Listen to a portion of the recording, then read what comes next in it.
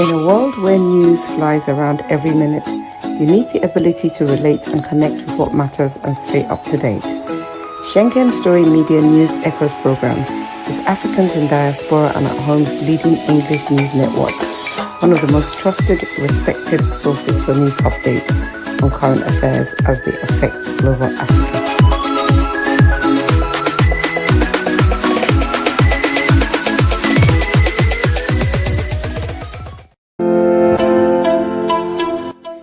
SSM's Wednesday Global Africa program brings to you our news stories, exclusive reporting, and SSM perspectives on the day's top news, plus the inside scoop on Africa's most important developing stories. Join us on Wednesdays, 11 a.m. West African time.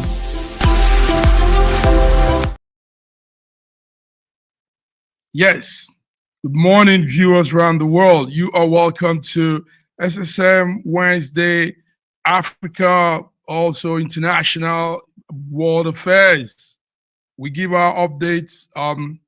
Wednesday, we try to put, like the intro said, try to put into perspective news. Too many news fly around. Sometimes you get confused. Sometimes you can't put it together. What's happening? But you need to be updated. You need to stay on guard with affairs. It affects also your daily activities. It affects your knowledge about things around you. So you're welcome. My name is Mark Godwin Iweajunwa, and I'm here as usual with my coordinators, my partners from different parts of the world. Joining me now from Lagos, Nigeria is Ogbeni Olayinka Raji. Raji, you're welcome. How are you, Raji? Mark. I'm very well, thank you. Good morning, Mark. Good morning, viewers across the globe. Welcome to our Wednesday program on SSM.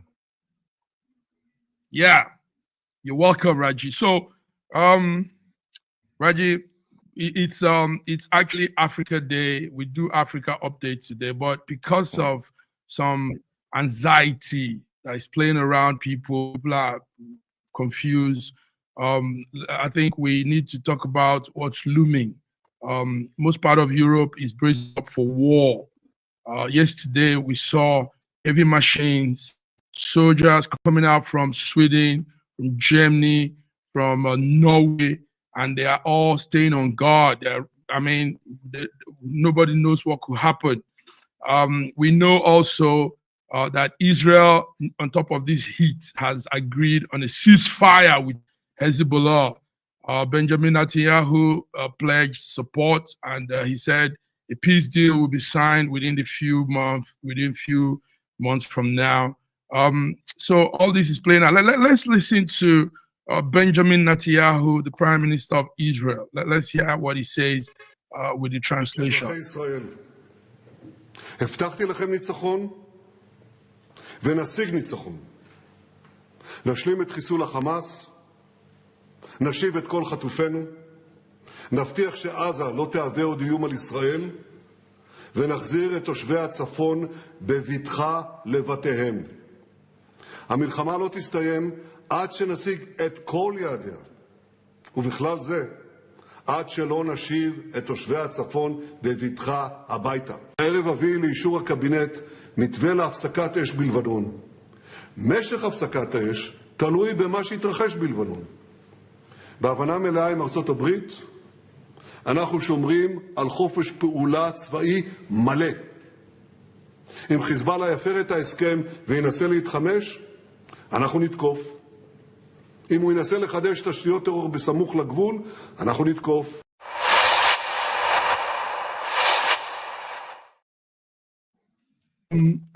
Raji, that's the PM talking. Yes, he said, these are some of the words he said, that yes, there is a plan to, fight till the end. Before we continue, let's bring in George. George from Toronto, Canada. George, good to see you this Wednesday morning. Good morning, Olayinka Raji. Good morning, Matt Godwin. Good morning, viewers from around the world. Welcome to our Wednesday Nigerian West Africa update. Thank you. Nice. You said that so well.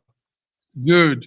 George, yes, we said it's Africa, it's Nigeria, but because of what the anxiety playing out within people in Europe, we want to talk about Europeans and most parts of the world bracing up for war. Yesterday, heavy vehicles were coming out of Germany, aircraft and soldiers staying on guard because nobody knows what will happen. We know Biden has given Ukraine the go ahead to use long missile weapons, and all of this doesn't look good because Russia can't just be there and watch things play out. So, Raji, let me start with you. Benjamin Netanyahu on top of this said ceasefire. There will be ceasefire, a peace truce will be called. Tell us, what do you have on that, Raji? No, I just listened to a war criminal ranting as usual, thinking that he's on top of the whole thing. Yes. They have to, what he's saying shouldn't have been said today, should have been said more than, in fact, shouldn't have been a reason to say it. There shouldn't have been war in the first instance. But then it is as it is, as the whole world seems to be giving Israel and Netanyahu a lot of respect. But I just listened to a war criminal pretending to be a peaceful ambassador. Okay, it's not only on Israel and Hamas and Hezbollah and all that. It's also Ukraine, Russia. It's also some others. What has it got to do with Ukraine and Russia? No, I'm not talking of Benjamin Netanyahu. I'm talking of the tension in the world. I'm not saying. I agree with you. Yeah. I agree with you. Mm-hmm. And I don't see why there should be military movement in Europe, because I would have believed that with Trump coming in, the war in Ukraine, which shouldn't have been a war at all in the first instance, will not come to a stop. That we are looking for peace. Europe depends on Russia for a lot of its energy supply. So the war in Ukraine is actually detrimental to the interests of the people of Europe. And I'm sure I'm still surprised that there's military movement across Europe against which security risk I don't seem to understand. No, that means, Raji, you're obviously not really okay. George, listen to this. I'm giving. Number one is the fact that you are calling. Hold tight. Let me continue. The fact that you are calling Benjamin Netanyahu a war criminal for for protecting his territory that he is the prime minister of, when they came and killed more than 1,200 people, kidnapped a lot of them and still holding them hostage up until today, is actually very, very despicable that you will continue to call him a war criminal. You call him a war criminal because he's supposed to lie down like a dog so they can come and destroy. It doesn't matter. You have no reason calling him a war criminal. They can call him a war criminal because... Excuse me, can I finish? Don't call him a war criminal. He is an effective prime minister protecting his... He is an effective prime minister protecting his territory. Can I finish? I didn't interrupt you when you were talking. I did not interrupt you when you were saying. Allow me to finish my statement. Can you just please be quiet? Thank you. Let me go ahead. So now, the point is this. You can call him a war criminal because of whoever side you are on. Maybe because you're a Muslim. Now, the point about it is this. You cannot expect him to lie down low. It's not about religion. It seems like that from what I'm hearing you. Because you don't condemn you never condemn Hezbollah, you never condemn Hezbollah, you never condemn the Hamas, you never condemn the Iran, because you're always on their side because you're a Muslim. So if it's not that, I don't know what else it is. I don't know what else it is. If it is not that you are a Muslim supporting the Muslim nations, whether they're doing atrocities or not, I don't know what it is. So let me finish my comment. What I'm saying is this. Benjamin Netanyahu have they have to defend themselves. This is a small country surrounded by enemies all around them. All of a sudden, they came and kidnapped more than 1,200 people, killed a lot of them, and they killed more than 1,200 people, kidnapped a lot of them, and still holding them hostage up until today. And you are here talking. So he's supposed to be a lay dog who is going to lie down and allow all these terrorist nations to come again. Can you allow somebody? It doesn't matter what the ICC said. I'm talking about the news. The news. I'm talking about the news. Stop interrupting. Which you know, news? you are. Can you please stop interrupting me, Mr. Olayin? Stop interrupting me. Stop interrupting me. When I am talking, be a grown-up man and stop interrupting. Let me finish my statement, for goodness sake. It's okay. I mean, it doesn't make any sense when two people are talking. Nobody is talking. All I'm saying is this. It is your own opinion that he's a war criminal, whether ICC called him a war criminal or not. But what I'm saying here is, it seems as if you are supporting Iran. You're supporting Hezbollah. You're supporting Hamas. You never condemned them, even for the people that were killed. Is it okay for them to go to a nation, kidnap, destroy people's lives, kidnap people and still holding them hostage? And the prime minister is going to sit down like your president and do nothing? Is that what he's supposed to do? No. I applaud him for protect. Can I finish? Right? Can I finish? Mark. Okay, but you need yes, to. Okay, okay. When someone is speaking, mute the other person. Let me just finish. Okay, I have to make it. You finished. I did not interrupt you. Respectfully. Okay. All I'm saying is this. All I'm saying is this.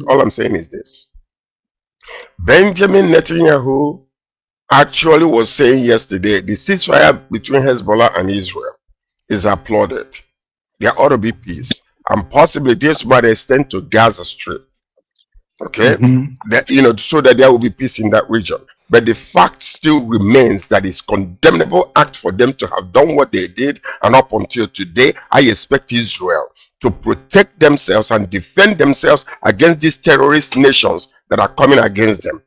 Point and blank, simple, straightforward. Thank you. Point and blank, simple, straightforward. Please, let me just make one sentence. ICC have declared Netanyahu a war criminal, and that's what I just said. Now, yes, it's okay. What we should also look is the general situation of the war that is looming. Now, what you have there on the viewers, what you have there on the screen is a diagram, a graphic diagram we came up with here in the studio, highlighting where this war could be looming from, where it might. We're not saying it's happening, but we're only looking at what could happen. So you have those places with the fire graphics highlighting where it could start up from. So it's not just even in the Middle East, it's also in far Asia, that's North Korea and all those parts there. It's also in Russia and Ukraine, that's the one you see right there in the middle. It's also somewhere in South America. South America, there are some real wild confrontations going on. It's also somewhere, so you can see all of those highlights and how it could happen. So, but it's just a prediction. We're not saying it's going to happen. It's just we're foreseeing. We're looking at what could spring up immediately. Somebody goes the other way. But with the way it is now, last night, what you have on the other side in the Middle East, it could be reduced tension if Benjamin Netanyahu is calling for a peace, a ceasefire. So we could have less fire from there and begin to look at other places where the fire is springing up from. So that's it. That's what I want us to talk about. Not who's war criminal and who's not. Anybody can say anything about anybody, but what we're looking at is the world generally in this as it is issues. Okay, let's go back to our African updates now. It's okay. let's go to the Africa. So, gentlemen, we saw yesterday, again, George, we saw Yahaya Bello present himself to EFCC in that 8 billion naira fraud case. And this time, Nigerians are 80 saying... billion. 80 billion, sorry. Nigerians are saying he should get a mug shot. They want to see a mug shot of him holding the EFCC allegations and everything. And people want to see the things go further. Talk to us, Sir George. Let me start with you. Well, I mean, this is what you call selective justice when it comes to Nigeria. He's alluded the EFCC. The head of EFCC swore that if the man is not brought to justice, that he will resign, but he's still there. So these are the conflicts that we're seeing.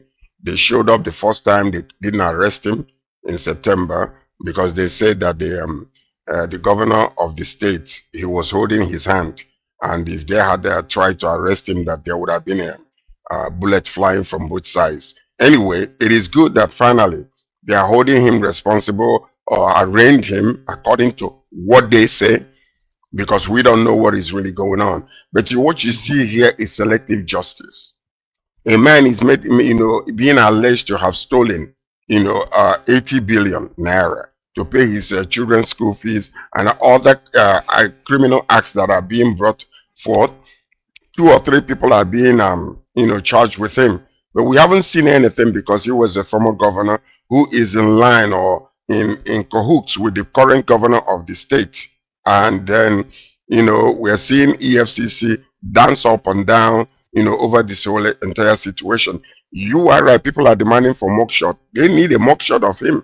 If they have arraigned him in court and they are postponing the case until further notice, or whenever the justice is going to bring them back to court. But what we are seeing is that selective justice in Nigeria, because if you are not a notable individual, if you don't have money, they will pick you up and lock you up, and that is it. And I use this in as an example of what is really happening in that country. A man was crying out for help in Lagos to come and help them because their businesses are being destroyed, and nobody heard. And he said, if you guys are not helping, maybe we can call POB to come from the east and then come and help us. They arrested the man. He's still in jail today. And yet this man stole so much amount of money, and they're dancing around, they're handling with his glove as if it's a little egg that they don't want to touch. That's selective justice in Nigeria. So you see the difference between when it concerns somebody who is in power and somebody who is a regular citizen of Nigeria, especially when they're from the East, is what I'm saying. So let's equalize the playing ground for Nigerian equal justice. Playing ground for Nigerian equal justice. EFCC, yes, adjourned the case to November 27. Raji, do you think this time it will be doing it the way it should? I think it's unfortunate the way Sir George is bringing in IPOB and individual security in Lagos with that of Yahaya Bello and his case. Now, even though I'm seriously against it, I do not think that IPOB is a terrorist organization. Even though the government has so much branded it as such, and has therefore declared it an illegal thing. So you cannot bring a terrorist organization to come and protect you anywhere. Even though personally I don't believe that IPOB is a terrorist organization, but that's my personal opinion. Coming to Yahaya Bello, I do not think that Yahaya Bello is being arraigned for a paltry 80 billion. There are far more things to it. And I've been questioning the rationale behind Okoa being arrested, Obaseki being hounded, and all the other people who left governorship more than 6 months after Yahaya Bello had been declared wanted. And we have all seen the shenanigans between Yahaya Bello and the EFCC, and the very, very unfortunate situation that has persisted even with this Yaya Bello thing. And according to the grapevine, maybe but now the party arrangement so that Yaya Bello can now come out and be seen to have been arrested by EFCC. But just as Nigerians are demanding for a mugshot, I think that mugshot will confirm to Nigerians that indeed Yaya Bello has been arrested. Even though that we have just seen pictures of Okoa with his head bent and probably regretting his actions in putting away more than 1.something trillion naira of Delta State money on a very stupid venture.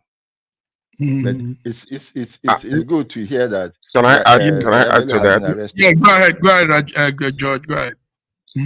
I am so happy that Okoa was arrested, and they need to arrest some of these other governors from the southeast. Has been making a way with the resources that is supposed to provide infrastructure and for the help of the people in the southeast. For instance, the Abia State governor needs to be arrested. Okay. Yes, because you cannot just Okowa being arrested is a great idea. You mean the Abia State former governor? Former Okezie Ikpeazu needs to be arrested and questioned over every allegation about, for 24 years, that state was held hostage until the Labour Party men took over this current time. They need to question them, because what are we doing in this nation? What is it that we are doing? People will come, they will do what they want to do, just act the way they want to act, abuse the way they want to abuse, and then they go and hide in the Senate. This is exactly the recycling system. Rogues and thieves leaving governorship and into the Senate to govern who? To govern Nigeria. And we're here looking. They need to, every governor needs to be looked into. The former governor of Imo State needs to be arrested, questioned, and forensic investigation over the allegations that are being brought up against them. Every single one of them needs to be arrested. I'm not even dealing with the northern people. I'm talking about the southeast. All these governors need to be questioned. They need to be checked, because it is unfair to the people when you have all the resources that are being given to a nation, a state. Somebody will handle it and take it and abuse it, and nothing is done, and they will wangle himself into the Senate to hide there. No, it's not. It's not supposed to be that way. Thank you, George. George, now you said this so well. You want to respond? Anything? Before you respond. Okay. Allow him to respond. All right, go ahead. No, I'm not responding. I'm just responding. I'm just adding the fact that, you see, as long as federalism is not clearly demarcated, what people see is that it is federal government money, but every politics is local. Until the people see that what is being spent is not federal government money, because every month the state go to Abuja to collect subventions, they think it's money from some remote source. But if the money is generated inside the state, and the government and the governor of the state whittles it down, the people will cry out. So let us stop this feeding bottle thing, so that every governor will be answerable to the local people. Answerable to the local people. Believe that it is their money that being spent, not we have money. We have Namibian viewers following us, so we need to give update on what's happening in Namibia. So we put our satellite to Windhoek, Namibia. Yes, this morning, Wednesday, the 27th, the Namibians are going to the polls. And like we said last time, there are probability that a woman will become the first female president in that country, Namibia. The presidential election is going on. So what we'll do for our viewers, Namibian viewers, stay tuned. Friday, we might have had what the election results. So by Friday, we'll give you updates. But this morning, yes, Namibians are all going out to vote. And like we said, there are chances for the Madam. So that's for our viewers from Namibia. We have some of them following us and chatting up also. Gentlemen, let's. You want to say something? Go ahead, Raji.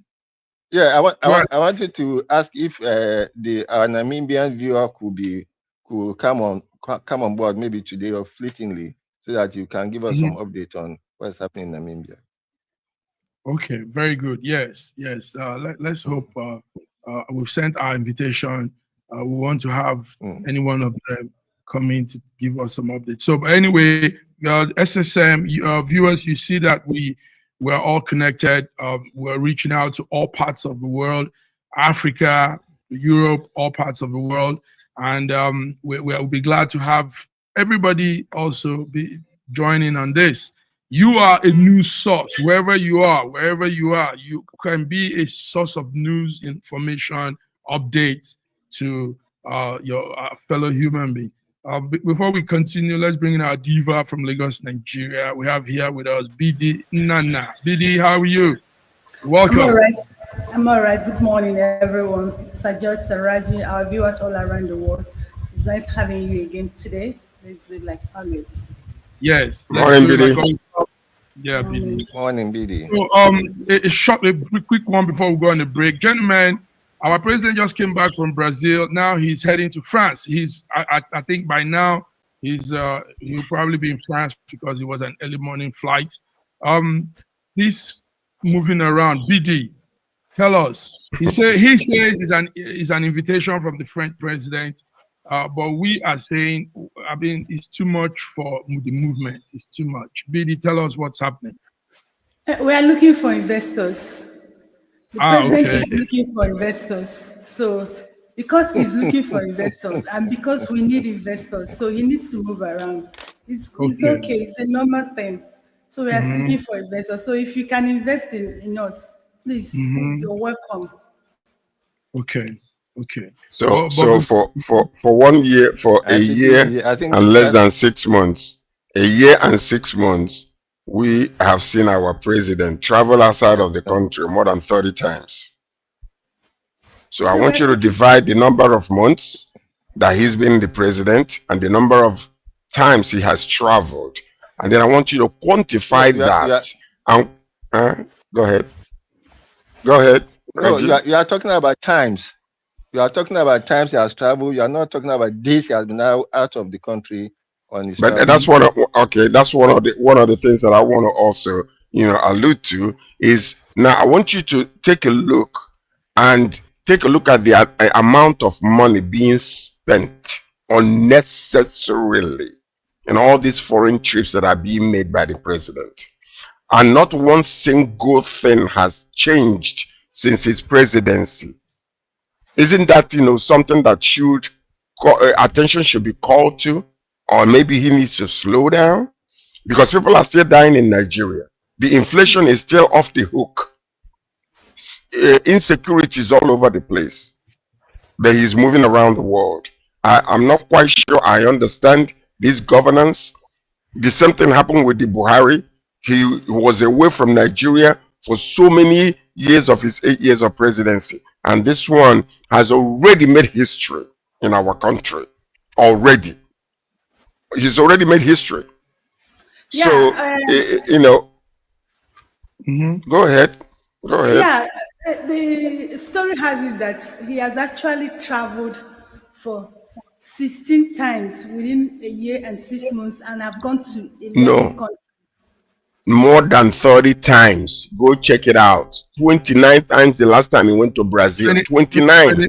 Yes. 29 the last time. This is 30. France, 30, yes. With France now. Yes. And that's right. Anyway, gentlemen, we are following. Like I said earlier, if you're looking for something, Sir George, if you really have your heart in something and you're looking for something, irrespective of the way you're looking for it, are you looking for it in a good way or in a bad way? You keep looking until you found it. President is looking for investors and he has never found investors. So you keep traveling So the earlier we get used to it, I think it will be better for us. I used to be one of those people who used to frown at it. I think I'm done frowning at it. Let him travel, because the thing is that we the Nigerians like it, and that's why he keeps traveling. So it seems as if BD has given up. No, the point is this. The point is this. You know, it's been. I know she's being sarcastic, but the point of the whole entire situation is this. Number one, you need to stay home, clean up your house before you start going outside to get investors, because no reasonable person will come to invest in Nigeria with the type of news that is coming out of that place every single day. No reasonable individual. I will not put my money in Nigeria as the state of economy is in that country. Talk less of other people. So the point is this: stay home, clean up your house, fix what is going on. Maybe you can actually have a couple of years after that, you know, to bring in new investors. And if you're seeking for another 8 years, another 4 years after that, maybe we can clap for you and applaud you. But right now, as it stands, there is nothing they have achieved so far in the lives of the people of Nigerians. Simple. All right, gentlemen, let's go on a short break. I think there's a story. There's a story of a 2.5 billion investment in the meat industry. You know why I said that we like it? Davido made a statement, and he made no, we're coming to that. Don't worry, we're coming to that. Let's go on a short break, gentlemen. We'll be back. Thank you. Nigeria, we hail thee, our own dear native land. Though tribe and tongue may differ, in brotherhood we stand. Nigerian soul are proud to serve our sovereign motherland. This is everything you need to marry a Nigerian girl. Her father gave me a list of 39 items which include a live goat. The first place I went was the bulk food market to gather the yam, palm oil, baskets of fruit, and dried fish known as eja osun. And it's not just 1 yam or liter of palm oil, I am buying large quantities. It was pouring rain and I rented boots to make it through the mud, but it is worth it to marry my beautiful bride. In Nigeria, they practice dowry for marriage, paid to the family. In the Yoruba culture, each item is symbolic and not really a payment to the family, but rather proving your worth to marry her. And prove it I did by next heading to the goat market, where I spoke with a house of men to find the meatiest goat. This is the one I picked, and surprisingly, the goat at only $40 is one of the cheapest items on the list. This can't be done in one day, so after the rain cleared, I went to Mushin Main Market to find the kola nut, both bitter and regular, the alligator pepper, the adun, which specifically said I needed to buy plenty, and bottle of raw honey, which symbolizes that our marriage will be sweet. Next, I had to gather biscuits, bulk packs of different drinks, wine, and semen schnapps, as well as a suitcase full of new clothes for my fiancé to prove I can provide for her in the marriage. And lastly, the marriage Bible, as God will always come first. It is possible to pay someone to buy these items, but for me, I wanted the experience myself. Finally, we brought all these items to the family home for the wedding day. It is not easy to marry a Yoruba girl, but my bride is strong, smart, loving, beautiful, and completely worth it.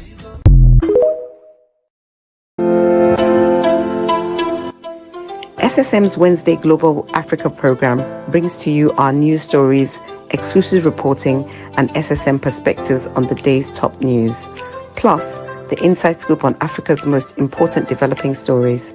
Join us on Wednesdays, 11 a.m. West African time. Yes, we're here. Viewers, you're welcome back. The second half of our program, Wednesday African Update. Gentlemen, finally, Port Harcourt refinery is producing. Let's see this clip before we get to the talk.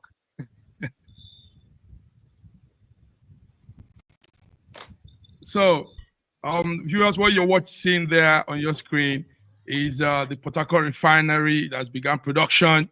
The Port Harcourt refinery is refinery that refines fuel, like we all know. Now also we heard it will be doing a lot. They said the refinery incorporates something called crack C5. Crack C5 is a blending component, and a lot of refinery will be, a lot of products will be refined there.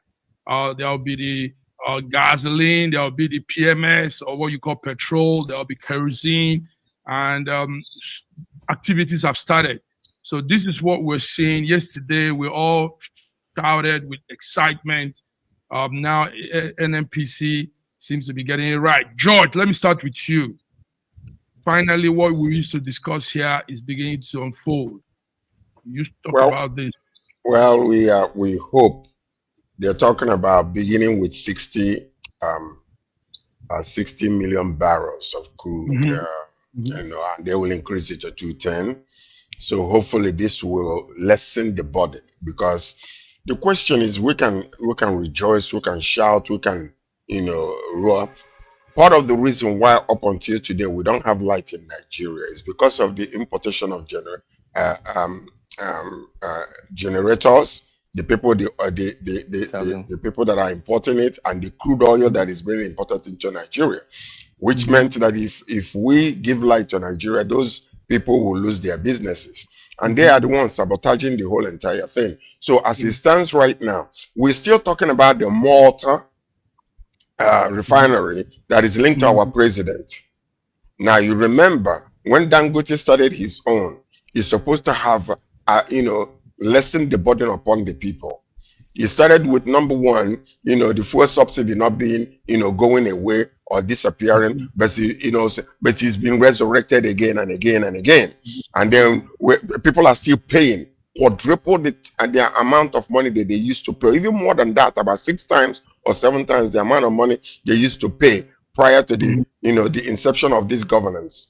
Okay, so now what we're seeing also is Dangote came in.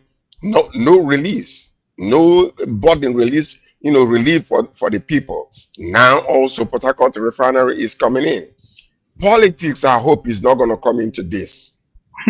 Because as it stands so far, if that Malta that we are talking about, the Malta refinery that we are talking about, is still linked to our president, that means that through the back doors, fuel will still be imported into the country. We just pray and hope that all of these things will not affect, will not actually bring the prices of, the final product to the people to be as high as it is. Let the people breathe, like we have been saying from the very past. They need a little relief from the pressure that started since this president became our leader. Okay. So that's what we need. Yes. BD, do you think politics will come in? Do you think there'll be some back-end magu-magu, like we say? Well, we saw it during the Buhari regime. It started, the production started like this. When they brought in some refinery engineer from Italy, they came and the production started like this in 2019. Have you forgotten? Yes. So I'm not part of those people who are rejoicing with this, because the government we have in Nigeria is government full of propaganda. So I'm not part of those people who are rejoicing. No. So let's watch and see what will play out. Like you asked me, it happened during Buhari time. It started like this, and people, Nigerians were rejoicing. They were praising him. Within a short time, he went under the rain. So it's possible. This government is full of propaganda. I don't trust them. Oh dear, Raji. They said the refinery will be operating at 70% capacity. Do you think all of these will really? When the government increases what do you call it, the publicity team from a few to about 10 or 15, I knew that you are in for a lot of talk. A lot will be said, and very, very little much will be. It's not even 10 to 15. It's even more than 15 now. Honestly speaking, I put a post on the forum and I got a lot of flack from the elders who are calling me natural nabab of negativity, prophet of doom, and all those things. But I believe that let's give this Port Harcourt refinery 1 more week, then we can talk. But now there's not yet Uhuru. There is a message coming from LinkedIn. I think it's a Caucasian, because he probably doesn't understand much of what we're saying. But he says this is Dr. David Costa. He's asking if Nigerian oil, if the Nigerian oil is up to the standard, if our crude oil is up to the standard.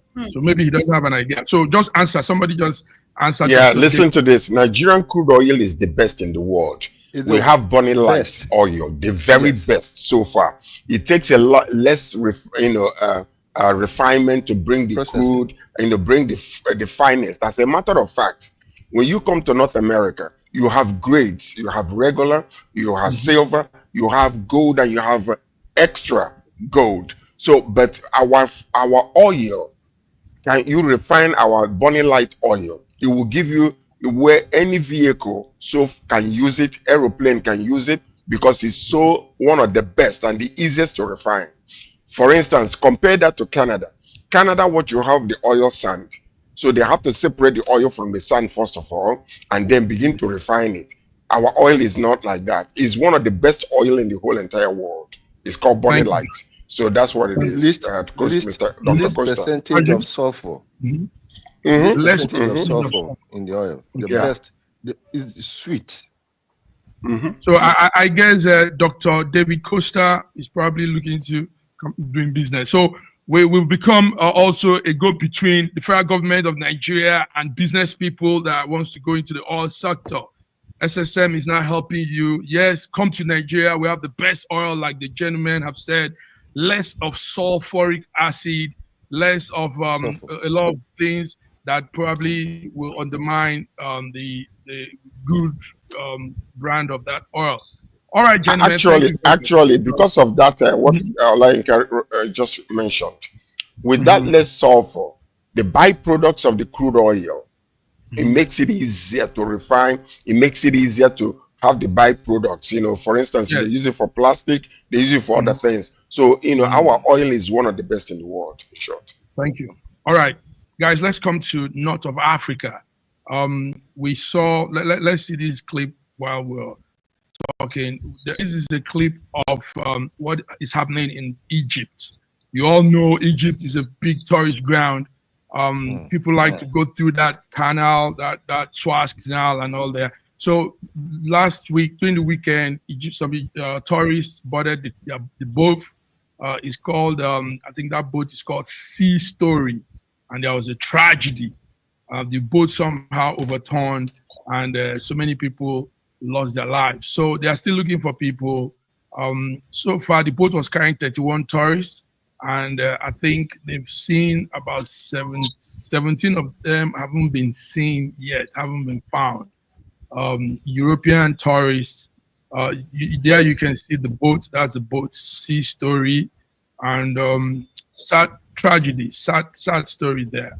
The Sea Story has become a sad story. So, gentlemen, who's following the Sea Story in Egypt and the sad story? Well, let me talk a little bit about that. What we have seen so far is it was 44 people on the boat, 31 passengers and 13 crew members, 44 altogether. Now, there was the meteorologist was actually saying that warning came out that the weather might not be very conducive. But based on a report that we are receiving so far, the weather was not that bad on that day. So now you see, we saw that all those, when the boat capsized, quite a few number of people, were missing.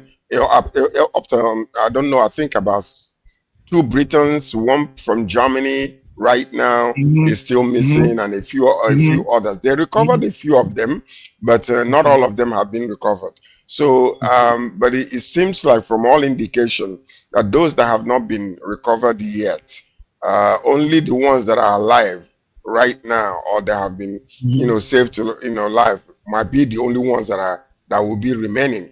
So recovering the rest of them might be their bodies. So that's what we are, but the story is not yet completely out, because they're still, trying to say is it the weather condition that caused it, or was it a mechanical issue with the boat itself that caused it?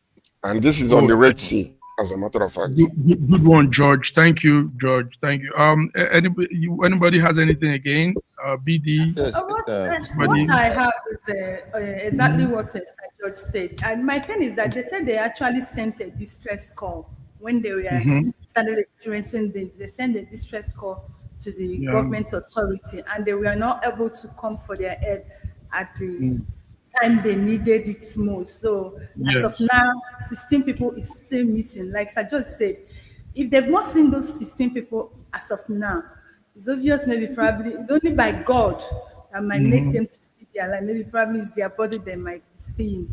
So I feel for them. I feel for their family. We both console them. It's not easy, honestly. And each time I hear about any that thing about that Red Sea, in fact, the people that have really survived, I think it's God. Because when I hear the story of that Red Sea, I don't know, it's this feeling of honestly. What do you mean? You mean God sank the boat to kill people? Does God kill people? No. Please, exonerate my God, oh. No, it's not that. Exonerate my God, oh. No, it's not that area. My God, no, they kill, oh. Old Testament don't pass, oh. It's not that area I'm going to. What I mean, like, it must be a severe thing. Do you understand? So that's even these ones that were rescued alive. So whenever I hear Red Sea, because me, I feel Red Sea is something very mighty, very big. So for these ones that are even rescued, it's even God. That's what I mean. I feel it should be a severe thing. That's what I mean. But George, me, I don't agree with your stance. So God kills. He kills. Not these days. He's still killing till tomorrow. We'll come to talk about that. And they tell you God kills. He takes God does not kill. God does not kill. You say God doesn't kill. God doesn't kill. God of killing. He killed in the Old Testament, not anymore. No, he's still killing till today. No, he doesn't. He does not. His son came and died. God does not kill. I know very well that God Almighty kills people. No, he doesn't kill. He doesn't kill. I'm telling you. He kills in a very brutal way. He doesn't. I know God doesn't kill. I think we should keep religion out of this. Yeah, let's keep religion out of it. Now, let me say, in the olden days, God was actually killing, doing a lot of things by himself. But that was why he needed somebody to come and redeem humanity. And that was Amen. And after his son came, he's no longer killing. Do you understand? Hey! Now the killing them more deadlier. All right, let's go to this. Let's go to another story. But let me tell you, I think Massive Mark is one of those fire and brimstone religious folks who wants they will say, God killed them, God massacred them, God annihilate them. And he kills. He doesn't kill. He will kill to the end of time. Because people are stubborn and it doesn't kill. People kill themselves. Let's come to a story that might be killing us Nigerians if we don't take time. And that's the Nigerian custom yesterday handed over 21 stolen exotic cars worth about 1.8 billion to the Canadian government. George, do you know about this? The cars were stolen. Yes, I do.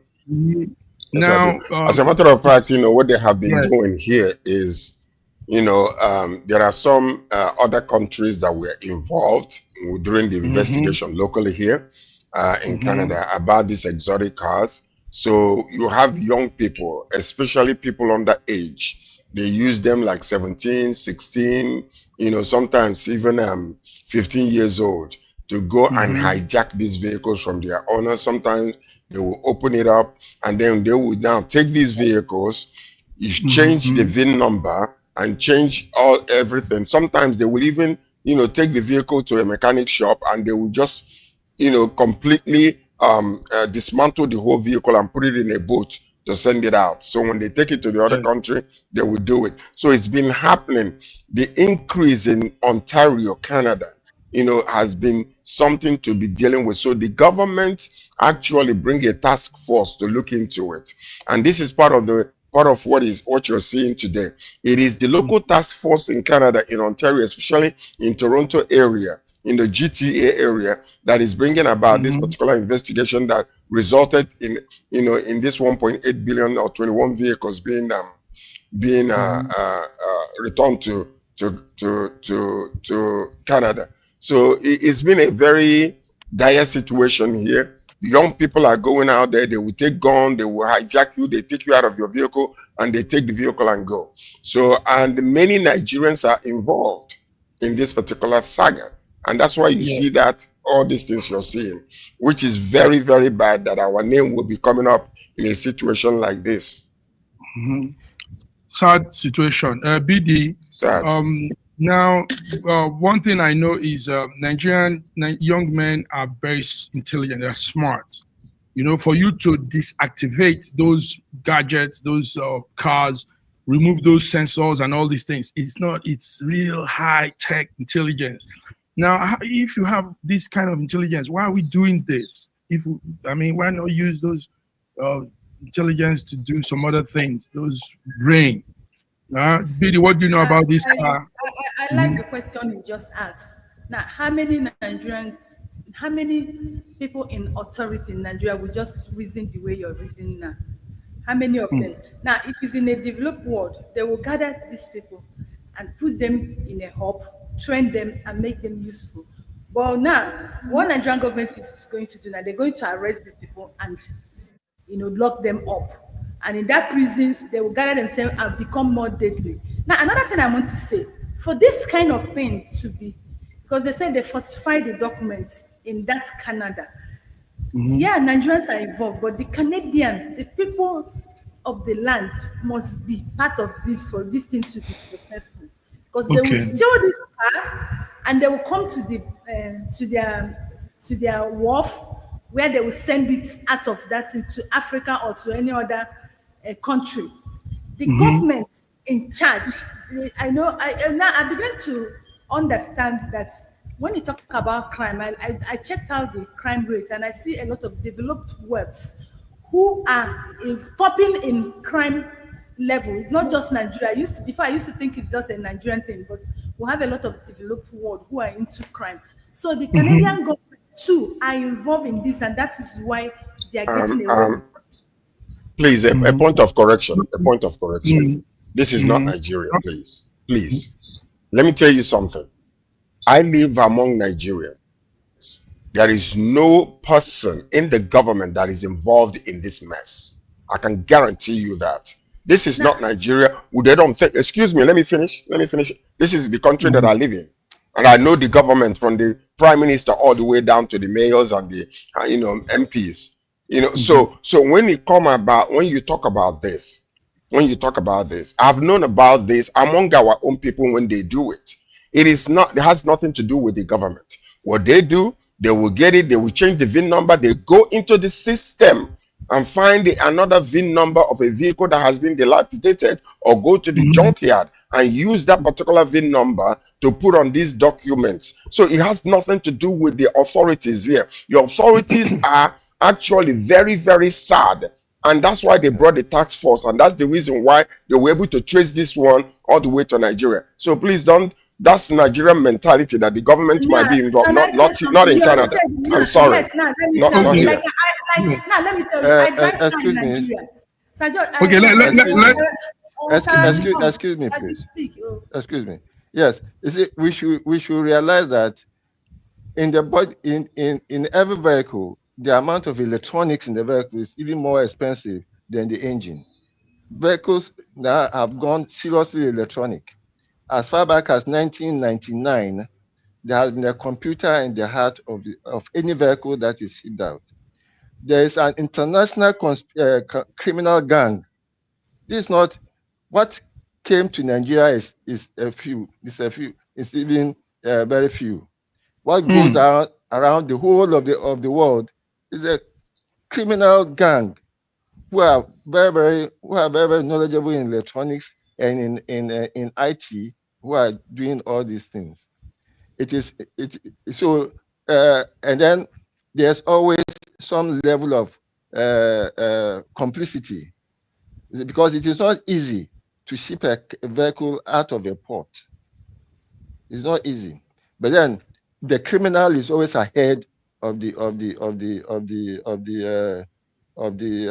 anti-crime group, so that sometimes the vehicle would be on the high seas before the anti-crime people even get to know about it. Thank you, sometimes, hold on, sorry. And sometimes because the batteries may be removed from the vehicles as they leave the port, the signals will not be available globally until the vehicle docks, and then it probably put together again and then cranked. You see, at that point, I want to go with you, Raji. George, one thing, we're not saying government knows about it, but one thing is such actions. It's a syndicate. It's an organization. I know that the whites, the Europeans, the Asians, Chinese, all of these people have a gang made up of those groups where these things are done so smooth. You can't just be one side. It's all around, So that was what B was trying to say. Not that. No, man. She mentioned the government, and you have to be careful. I mean in that country. That's what I mean. The government. I said in that country. The people, yes. The citizens are criminals, the people, not criminality. Not only comes from Nigeria, criminality comes from all across the board. So, but they are not the government officials having anything to do with such a thing. It doesn't happen here. I'm sorry, it doesn't. All right, happen. gentlemen, let's crop it up. Our time is up. We don't have much time, but let's do this. A young man, the Afrobeat king, as I call him. The assurance hitmaker. It said something on the internet some time ago, and it's packed off. Let's hear this before we go. My original question was so for if people want to leave America and try to find those, leave America and go where? Back home. Let's be honest. Go back where? It's not cool back home. It's not. My country now is in the economy now is in shambles. But if people are leaving, I do my part. Yeah, I'm an ambassador. So when I go home and I'm filming and showing, I'm not gonna show the bad parts. I ain't gonna show all the bad parts. You're not gonna try the slums. You're not gonna show the trenches. No, I go to the trenches. Yeah. I film the trenches, but I'm talking about the situation in the country. Yeah, we Nigerians, you know what I'm saying? Now the exchange rate is messed up. A lot of stuff not going well. You know what I'm saying? The economy is just not good anymore. The oil prices are too high. And imagine a country that produces oil. We produce the oil, and we pay more money for oil than a country that's importing the oil. You know what I'm saying? So there's stuff like that. But regardless, entertainment is one of the things that's made Africa look good. Yeah. We do not have the best leaders. That's a fact.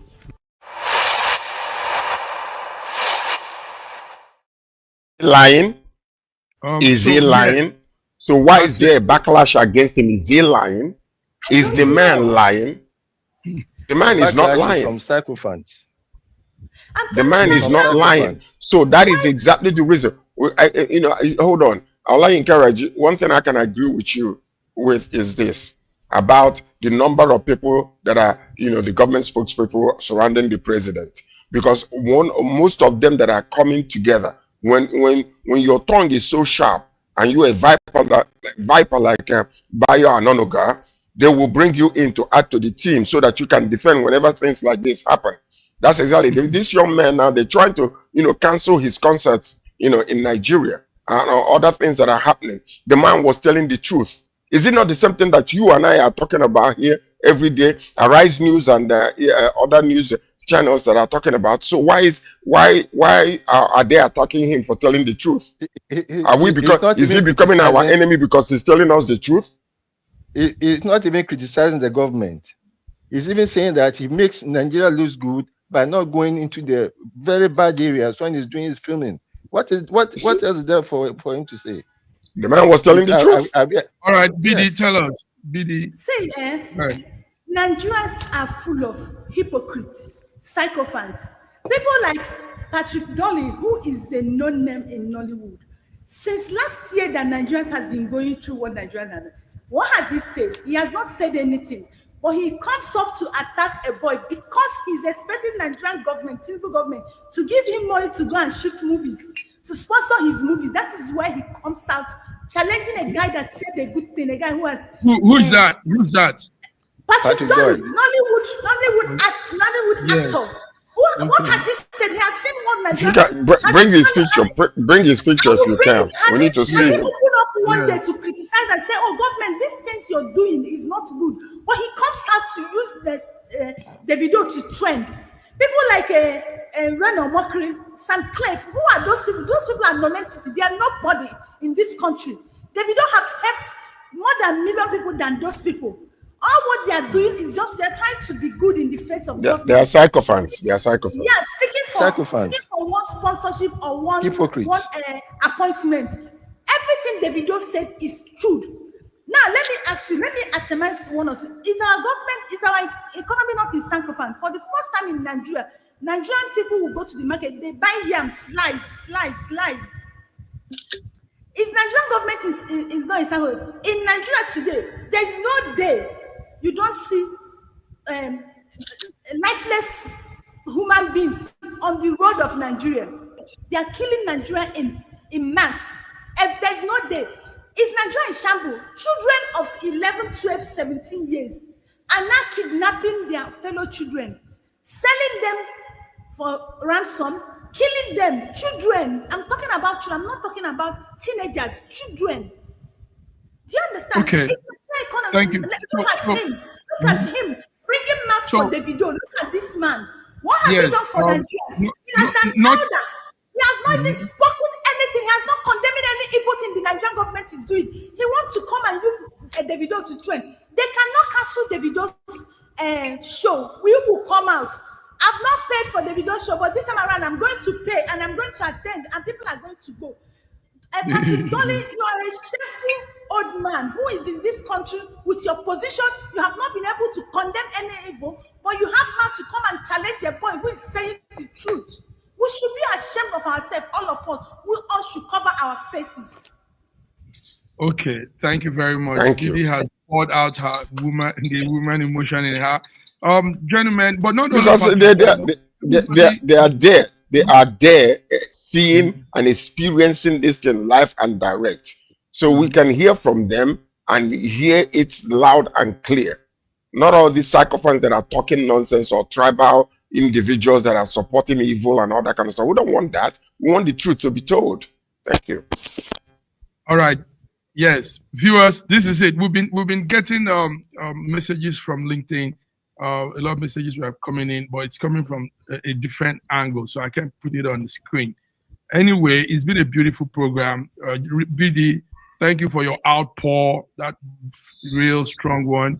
Raji, thank you for coming through. We'll be here Friday. George, let's come and talk about Third World War that is probably looming and more stories from what's happening around the world. Until then, thank you, guys. Anybody have any last thing to say?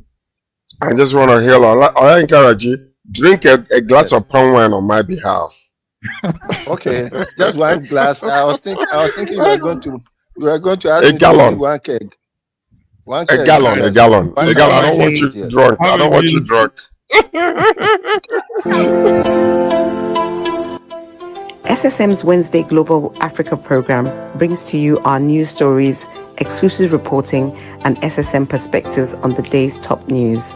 Plus, the inside scoop on Africa's most important developing stories. Join us on Wednesdays, 11 a.m. West African time.